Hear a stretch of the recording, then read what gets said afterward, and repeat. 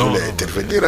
Allez-y. En fait, c'est juste parce qu'on est sénégalais, on aime bien aussi parfois dire les carences des autres, mais on doit reconnaître nos bêtises. Parce que moi, j'estime que la fédération a commis une erreur très grave.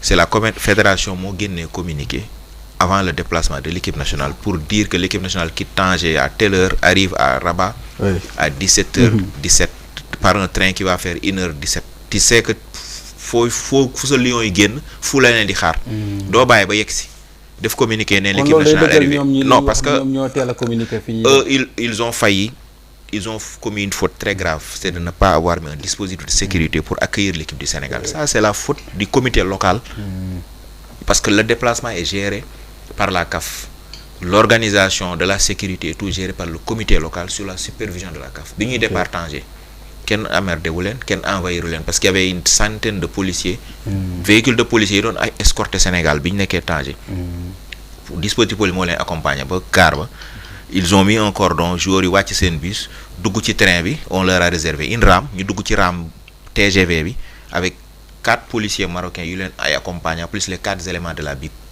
qui étaient avec eux depuis Dakar bi ñu yegsee gare ba wàcc les Marocains n'avaient pas mis de dispositif d'accueil de sécurité. C'est la faille de l'organisation locale. Mais le fait que foule ba ñëw fa ba bari fa, c'est la faute de la fédération sénégalaise de football. On a beau dire que ñëlee def nañu erreur, mais si la fédération n'avait pas fait de communiqué pour annoncer l'heure de départ et l'heure d'arrivée de l'équipe nationale, peut-être que ñi fa ñëw ñëpp même s'ils allaient venir, ils ne seraient pas à ce nombre-là. La carence des Marocains, c'est de ne pas avoir mis un dispositif. Parce qu'une équipe nationale qui se déplace en pleine Coupe d'Afrique, quelles que soient les circonstances, tu dois la sécuriser. Tout à fait. Ça, c'est une faute que la CAF assume. Parce que c'est eux qui ont amené les équipes nationales, qui sont responsables de la sécurité des équipes. Tout à fait. Sous dara xewoon foofu, et c'était possible. Désordre beeg buuxante bi fi amoon ku ci amoon intention bu bonne kii ni ko Pape Thiaw en conférence de presse la def ku ci bëggoon gaañ jour dañ koy gaañ. Il y avait aucune c'est les officiels sénégalais qui se tenaient la main ou des journalistes qui se tenaient la main pour protéger les joueurs pour qu'ils sortent. Mais c'est ça. Vous pensez que c'est normal? C'est pas normal parce que c'est leur faute. Mais la fédération a fauté. Même si on doit tirer les conséquences des fautes des autres, mettons le doigt aussi sur nos errements pour que ça ne se reproduise pas. Il y a aucune toutes les équipes. Le Sénégal ne s'est déplacé qu'une seule fois. Tanger le jóge ñëw Rabat. Toutes les autres équipes se sont déplacées pour aller jouer soit à Marrakech, soit à Tanger wala benn jóge na Rabat jóge Marrakech ñëw jouer contre Sénégal. L'Égypte s'est déplacée, son entraîneur bi ñu leen gagné lan la wax. On a dû faire un voyage 2 fois. On a voyagé pour aller jouer un match de 3e place, on a voyagé pour aller jouer un demi-finale. Pendant ce temps, le Sénégal était là, n'a pas bougé. Mais toutes ces équipes-là se sont déplacées, leur fédération n'a fait aucun communiqué pour annoncer leur déplacement. Pour des raisons même pratiques d'organisation, beaucoup annoncé, bu désordre amé ya koy indil sa bop. Fofu la fédération bi faillir. C'est la seule erreur qu'ils ont eu à commettre dans la gestion de leur. Pour le reste, le fait qu'ils aient fait un communiqué après pour mettre les gens devant leurs responsabilités, parce que le Maroc voulait que le Sénégal aille s'entraîner dans le centre technique de la fédération marocaine. Fi nga xamné équipe Maroc fa la loger. Yenen équipe ñu footballeur fofu lañ leen yobbu entraîner leen fofu. Le Sénégal a refusé, on leur a donné le stade annexe qui est à 500 ou 700 mètres du stade où on a joué la finale. Ils se sont entraînés correctement. C'est la fallait installer sen camp de base parce que c'est le centre technique qui est au complexe Mohamed VI pour Rabat. Ça fait 70 hectares. Tu as un hôtel 4 étoiles qui abrite l'équipe nationale du Maroc pour tous ces matchs. Il y a des terrains, des dizaines de terrains, même des terrains de foot couverts, des terrains de futsal. Même le siège de la FIFA à Rabat se trouve dans ce stade, dans ce complexe-là. Le dimanche matin, avant finale, nous avons la cérémonie de récompense des meilleurs journalistes qui ont fait plus de 10 canaux. Il faut que nous et le président de la FIFA est venu participer à cette rencontre-là. Le complexe se trouve entre là où ils appellent Rabat Salé, parce que la ville de Rabat est Salé. C'est deux villes qui sont comme Bonan, Dakar, Diamniadio, quoi. C'est collé. Et c'est là où ils ont installé ce complexe-là. Très grand, plus fonctionnel même que certains, comme Clairefontaine, genre réplique, sur 70 hectares, où ils ont dépensé quasiment 60 milliards pour construire ce centre-là. Et malheureusement, ils ont voulu que le Sénégal aille là-bas. Le Sénégal a refusé. Lolo, c'est l'erreur de la CAF. Mais sur cette Coupe d'Afrique-là, la CAF a tout fait pour que le Maroc arrive en finale. Et la CAF a tout fait pour que le c'est parce que le Sénégal a fait il se réjouit de la bonne organisation et tout, mais à aucun moment tu vois pas une virgule de félicitation qui organise une Coupe d'Afrique. Un pays vient, gagne, Tu fais même pas une lettre de félicitations. Le Sénégal a gagné la CAN. On n'avait pas été félicité ni par la CAF ni par la FIFA. Qu'est-ce que le président de la FIFA allait faire? Allait nous dénigrer. En quoi ça le concerne l'organisation d'une Coupe d'Afrique des Nations? Qu'il laisse la CAF gérer sa CAN d'abord. Si ton IFA m'a organisé, ou le CONCACAF, ou l'Association asiatique, nous mêlons aussi nos affaires. Parce que nous, on a laissé. C'est le président de la FIFA et son cabinet, qui sont les patrons de la CAF, qui décident de tout ce qui se passe dans le football. Parce que nos dirigeants se sont tellement aplatis qu'ils ne valent plus rien. On n'a même pas de président de la Confédération africaine de football. Moi, je sais pas comment c'est Monsongo Veron, un Congolais, Congolo-Suisse, qui était à la FIFA dans le cabinet d'Infantino, qu'on a amené, qu'on a mis secrétaire dans la FIFA. Les arbitres, tout le monde se plaint. Le point noir de cette camp-là, c'est les arbitres. C'est l'arbitrage. Même les équipes qui ont gagné, les entraîneurs du match hier, ils ont gagné le match en bas, par exemple, l'arbitre n'a fait inutile. Parce que les arbitres n'ont pas été nuls. Ils ont tous été nuls. J'ai critiqué l'arbitre sénégalais, ou le VAR, pour que le Maroc-Tanzanie. C'est un Sénégalais, Issassi, qui était à la VAR. Il n'a pas eu le courage d'appeler l'arbitre pour venir visionner les images. Les gens ont dit non, il ne faut pas tirer. Non, si le Malien fait une faute, je le dis, je suis journaliste, je reste professionnel. Et qui distance, si le Malien fait la faute, je le dis.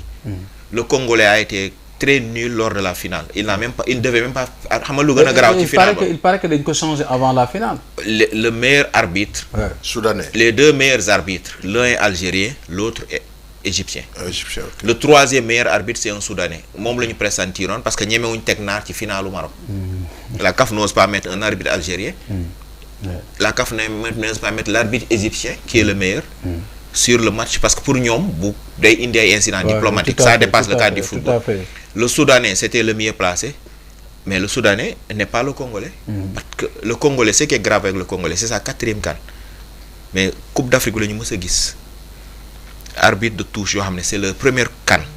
On les aligne en finale de Coupe d'Afrique des Nations. Les deux arbitres assistants de touche là. Les deux arbitres assistants. C'est la première fois qu'ils venaient à une Coupe d'Afrique des Nations. C'est ça, c'est grave. Et on les programme pour arbitrer une finale de Coupe d'Afrique. Or, dans l'histoire du football africain, dans l'histoire du football mondial, on met en finale les arbitres les plus expérimentés, que ce soit l'arbitre central ou les arbitres de touche.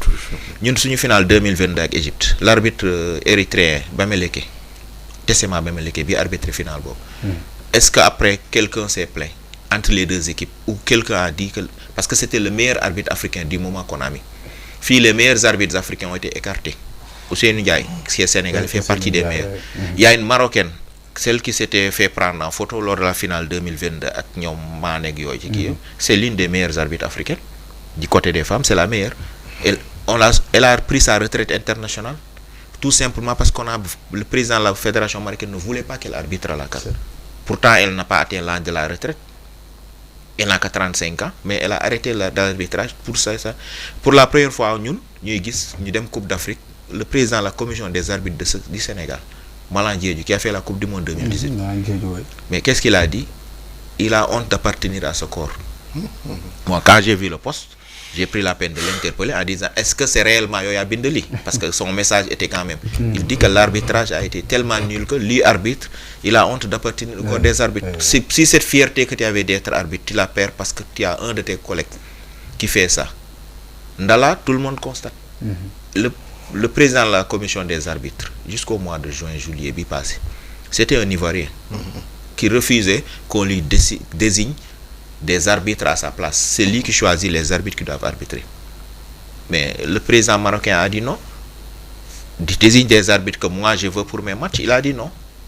En compétition de club, parce qu'il est le président de RS Berkane, il est président de la fédération marocaine, il est président du comité d'organisation de la CAN, il est président du comité d'organisation de la Coupe du Monde, et il est le premier vice-président de la CAF, superviseur de la commission des arbitres, et il occupe quasiment toutes les casquettes. C'est lui qui décide. Mais on a enlevé l'Ivoirien pour mettre un Congolais.